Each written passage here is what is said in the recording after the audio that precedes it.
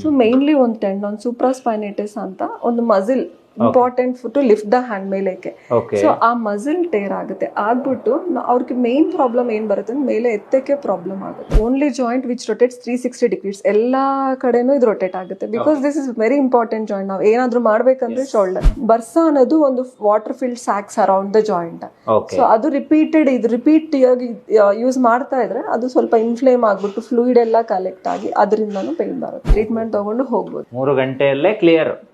Diagnose ultrasound basic first x-ray ತಗೊಂತೀವಿ, ಅದಾದ್ಮೇಲೆ ultrasound shoulder ಅಂತ ಮಾಡ್ತೀವಿ, where we screen all the soft tissue structure. Body will heal. ಈ ತರ ಏನಾದ್ರು ಸ್ಮಾಲ್ ಟೇರ್ ಆದ್ರೆ 3 months ಮ್ಯಾಕ್ಸಿಮಮ್ 6 months ಅಲ್ಲಿ body will heal. Body have the capacity. Damage ಎಲ್ಲ ಆಗಿದೆಯಾ, ಮಸಿಲ್ಸ್ ಆಗ್ಲಿ ಇಲ್ಲ ಜಾಯಿಂಟ್ ಆಗ್ಲಿ ಬರ್ಸ ಆಗ್ಲಿ ಅಲ್ಲಿ ಕೊಟ್ಟಿದ್ರೆ ಏನಾಗುತ್ತೆ, ವಾಸಿ ಆಗೋದು, ಹೀಲಿಂಗ್ ಸ್ಟಾರ್ಟ್ ಆಗುತ್ತೆ. ಸೊ ನೋವಿದ್ರೆ ಟ್ಯಾಬ್ಲೆಟ್ಸ್ ತಗೊಂಡು ಪೇನ್ ಕಿಲ್ಲರ್ ಅಂದ್ರೆ ಪೇನ್ ಗೊತ್ತಾಗಲ್ಲ, ಬಟ್ ಇನ್ಸೈಡ್ ಪ್ರಾಬ್ಲಮ್ ಸಾಲ್ವ್ ಆಗಲ್ಲ. PRP ಇಂಜೆಕ್ಷನ್ ಅಂದ್ರೆ platelet rich plasma therapy.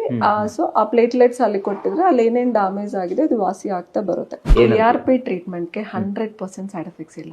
Date is very important. Food is the culprit for all. ಅಂದ್ರೆ ಫುಡ್ ಇಂದಾನೆ ನಮ್ಮ ಬಾಡಿ ಅಲ್ಲಿ ಪ್ರಾಬ್ಲಮ್ಸ್ ಬರೋದು ಸ್ಟಾರ್ಟ್ ಆಗುತ್ತೆ.